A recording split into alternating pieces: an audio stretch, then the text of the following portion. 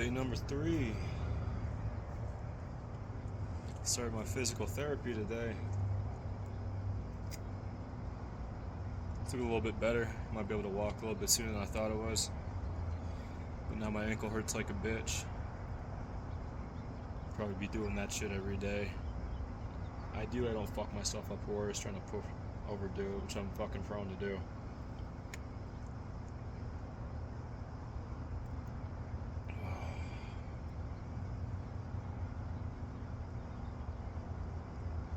That is relaxing. That is damn relaxing. A little bit of stress trying to fucking lift my ass up and down fucking Walmart to get the shit I need. And then up these fucking stairs with the groceries. It's a bitch. That is taking the fucking edge off really well.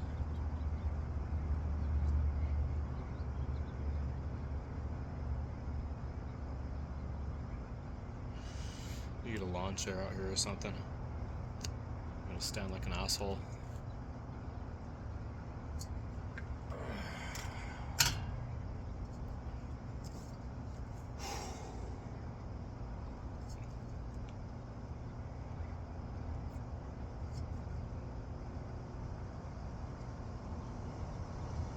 And I think that physical therapist is hitting on me. I'm not fucking toot my own horn or anything, but she's like probably 50, but I am the type of guy that would go for a sugar mama. I'm not gonna lie. She ain't bad looking either, especially for her age.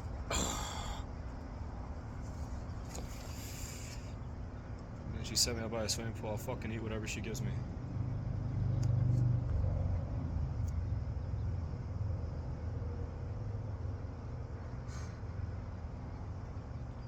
It's fucking hurting now.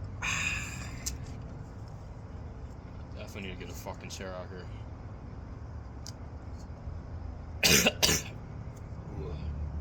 Coughing like a bitch. Like a little bitch.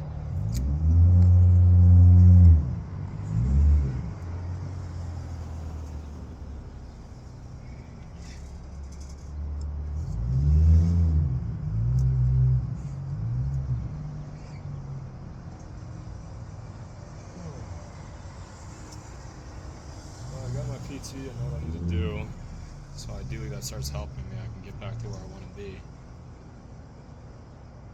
The only problem is with me in pain. I'm definitely the kind of guy that pushes it more than I should have, and I usually fucking hurt myself doing that. I've fucked up every joint in my fucking body at least once. Both elbows, my wrists, my shoulders. Fucked up my right shoulder. I had to fucking stay off it for like 2 months. Knees, and now my ankle. Definitely the kind of guy that fucks himself up a lot. I can see myself in my 50s, take the pain pills to take the edge off because every single part of my body is just fucked up. But I'll probably kill myself by then. I would rather die than be one of those. Because I see those people all the time. They call 911 a lot because they want to get like meds. And yeah, their life's a fucking mess. They're a fucking mess. It's like they rot. They rot from the inside and they just give up and they just sit there. They don't shower, they don't feed themselves. They don't take care of themselves like they died, but their body doesn't know it yet. Fucking smoking my egg, you fucking cocksucker.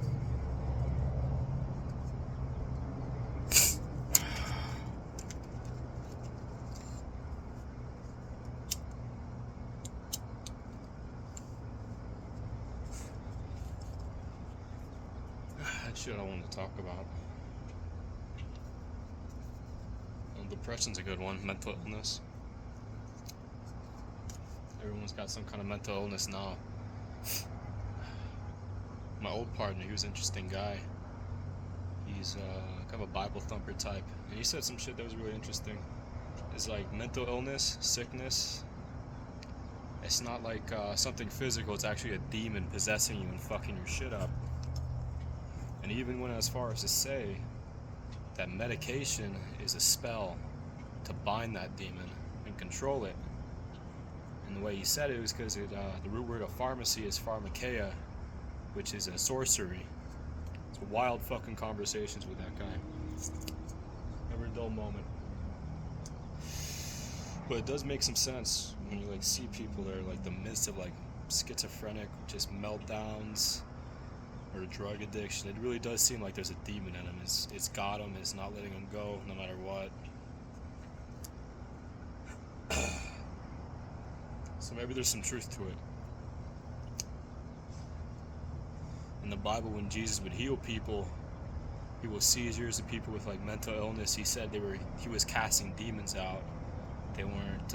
He wasn't healing them from sickness. He was specifically casting out demons that were infesting those people. So maybe there's some stuff about the world we don't know yet that the Bible did know.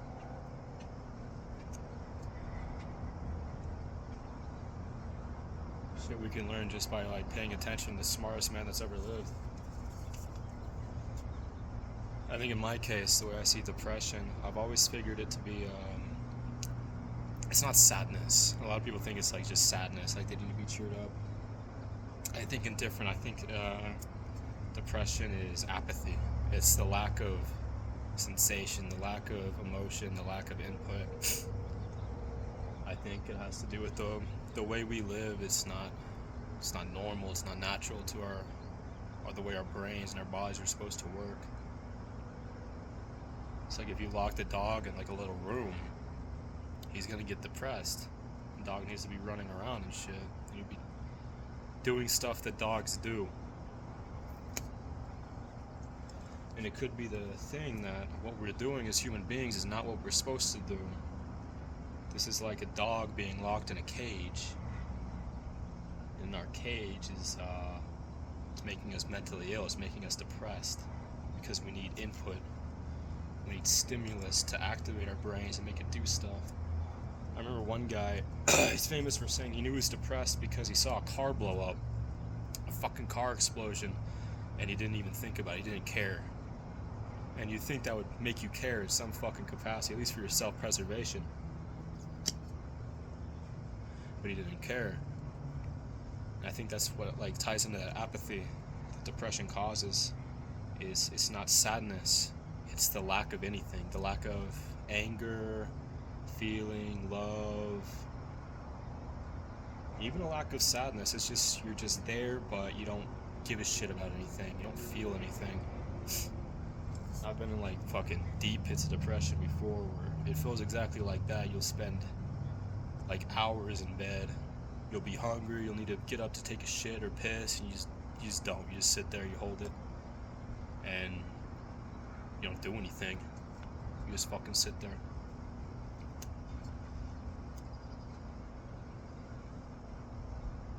A lot of people say it's a chemical problem in your brain, but there's recent studies that are saying that might not be the case. And I think it is the case that mental illness is a result of the world we live in now, and us being denied the stimulus as human beings we need to survive. We need stress, we need love, we need partnership, compassion, we need anger. We do need anger, not in the way people are angry today, but we do need anger, we need sadness, we need things, we need the whole spectrum of emotion. We need stimulus, and we're not getting it. And I think, honestly, I worked on fucking MKUltra over here because I wanted to talk about that. That directly ties into things like mental illness. I'm sure everybody knows what MKUltra is, but besides the CIA just, not having human compassion, just fucking with people, it did teach them something. It taught them that people who go through trauma and abuse and become mentally ill, they're easier to control, they're easier to make do things. They wanted to make like full mind control by fucking with people. And I don't think they ever got that. Or they did, and they just didn't tell us about it because it's not been declassified yet. But they did learn that if you take a population and you make sure a lot of them are fucked up in the head, they're a lot easier to control and navigate. Make them do what you want them to do. And so in that case, even if they're not doing it on purpose to make you mentally ill, they're sure as fuck not going to help you. They're not going to prevent it. Because when you're fucked up, you're easier to control.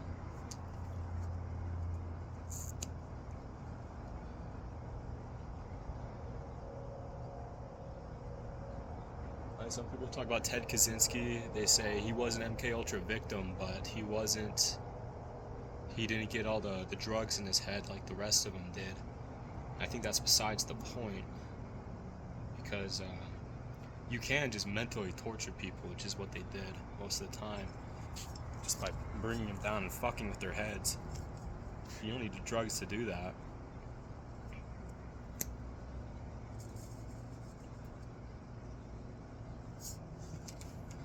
There's plenty of ways for people to fuck with your head that don't involve drugs.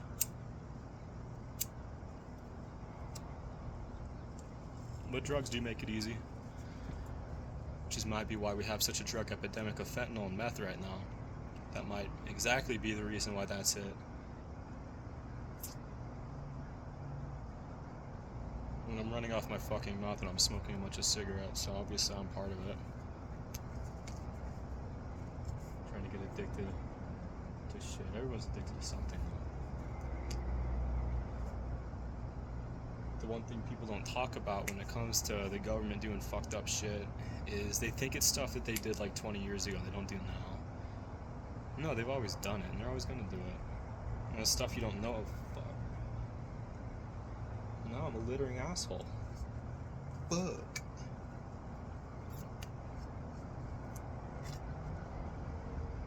I don't think the prevalence of mental illness in this generation of people is by accident. I'm sure there's things being done to make it happen, or if not make it happen, let it happen.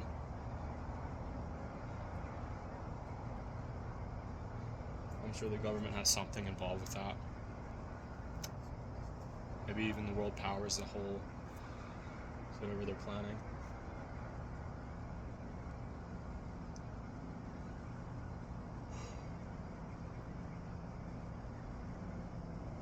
I think people have this massive disconnect in their heads about bad shit the government does, because no one wants to admit the government's doing bad shit, because then you have two options: you could do something about it or you could live with it, and no one wants to live with that. It's horrible.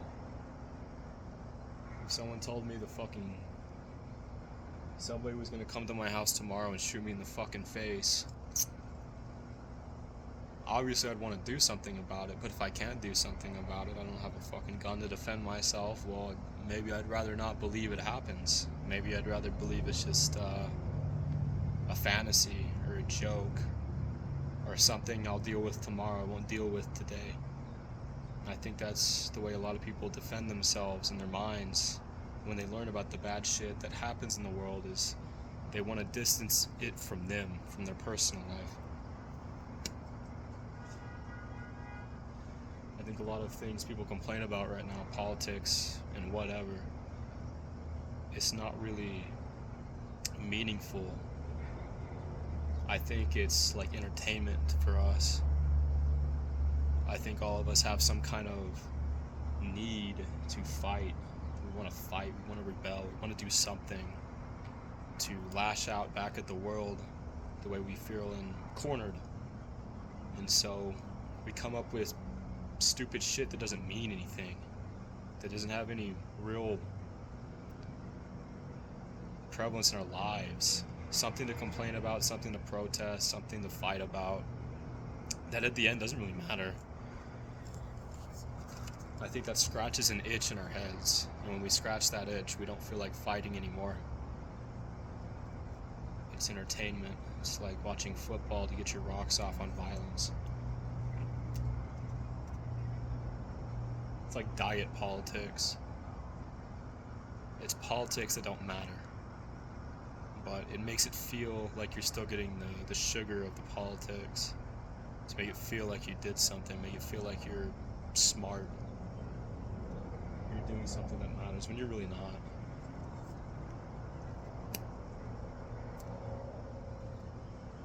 That's probably design as well. I mean, it's no surprise to anybody that the media in this country is very,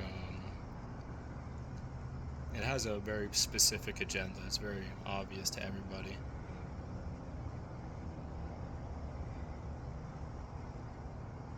But everyone wants to fucking complain about something. That's just human nature. Because we like to complain, we like to bitch. It makes us feel better when we're bitching. We feel like we got our point across.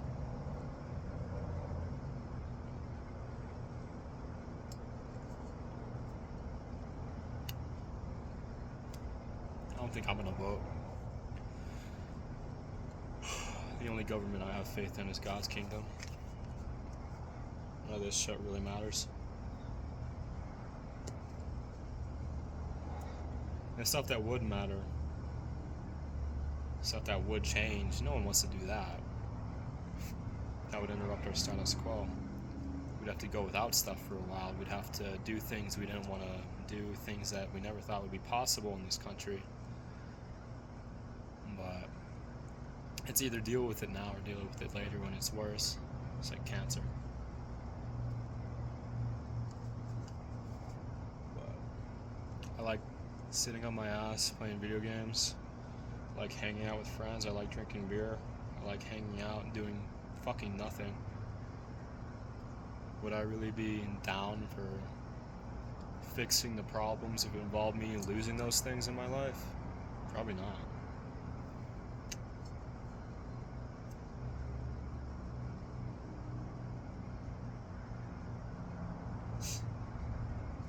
As human beings, we naturally have a sort of altruism, like built into our heads to help each other. But that only really comes to play when you have people you care about. I remember somebody said something once that human beings weren't meant to be in tribes more than 30 people. Like a group of human beings aren't supposed to be more than 30, because then when they're more than 30, then we start getting this stranger vibe. Like, how many people can you actually remember in your mind? How many people could you care about? When we're getting beyond that capacity to care, who the fuck is my neighbor? I don't know what their face looks like. I don't know their name. I don't care who they are. If they were in that street over there bleeding out, would I actually step down there to help them? Could I say I'm doing that for the sake of them, for the sake of myself, or for the sake of my image?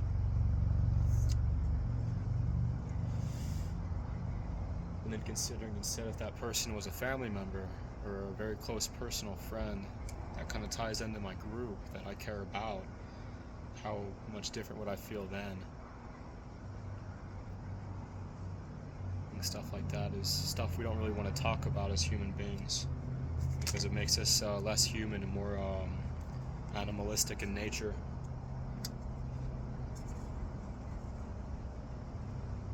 I mean, I think there's a major problem when you consider that you're not in some way an animal and following animal nature or ecological rules that everything else in this planet works by. All animals follow these rules, even us. We do the same shit. We do it differently as human beings, but we're still doing the same shit.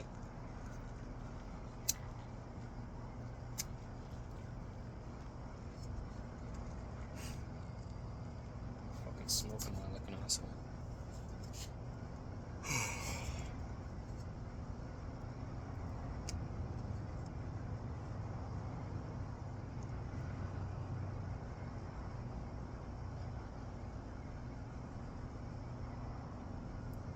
A lot of people have this fucked up notion in their heads that there's something beyond nature, something beyond psychology. There's something special that doesn't follow the rules of this world that we live in. We think we follow the same rules as a fucking ant or a dog.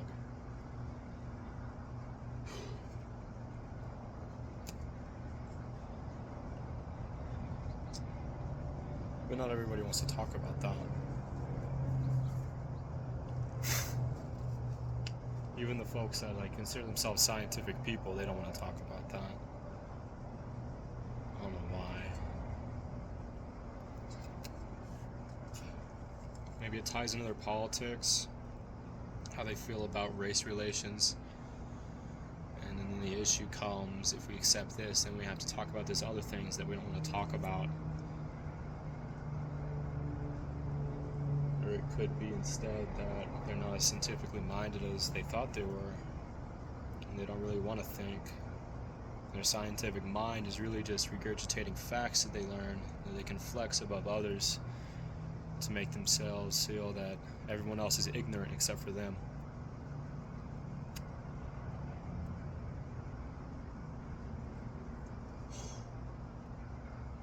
Fuck, I ramble a lot. I definitely need to smoke more if I want this to stick. I probably can't just smoke during these videos. I'm thinking the schedule I'll make for myself is if I don't really want to smoke when I wake up. Probably smoke before I go to the gym. I'll smoke if I'm going out.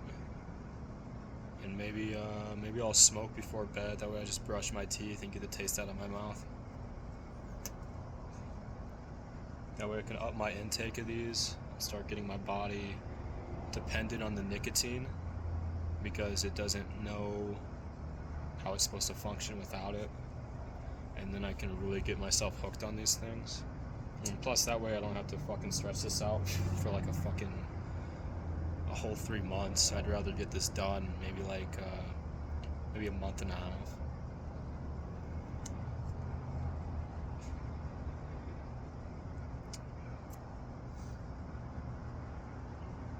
I feel like I remember there were smoking areas in this place. I'm not supposed to smoke here, but no one stopped me yet, so I'm just gonna keep smoking here.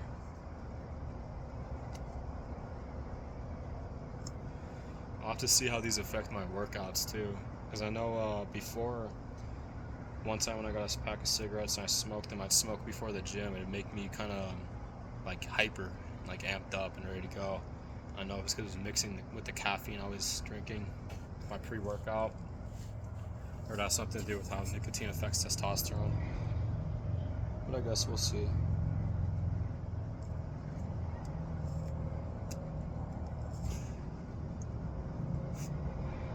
Fuck, it's hot. It's really pissing me off. Fucking like spent like 5 minutes outside. I started sweating like a fucking fool, and I smelled like shit at the fucking physical therapist office. It's probably fucking my fault for wearing flip-flops though. Just start wearing shoes like a fucking man again. I pretty much said all I have really to say. To make sure I keep it fresh, because I don't want to start rambling about the same shit every day. Let's see, it's about 191 cigarettes to go. Start cranking my way through them in other parts of the day. Start picking up the pace here. Getting more nicotine in my system. But if it cools down a bit, I start being able to walk a little bit better. I might just start going smoking other places, so I'm not just on the fucking porch every day. Fuck you, not you piece of shit. Fucking fruit flies are all over my fucking apartment. It's really starting to piss me off. I mean, it's my fucking fault for leaving fucking food out, but still, it's my fucking house. Are you paying rent, you little shit? It's not rats.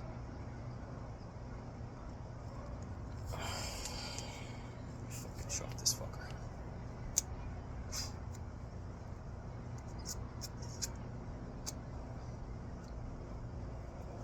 Alrighty. Day number 3.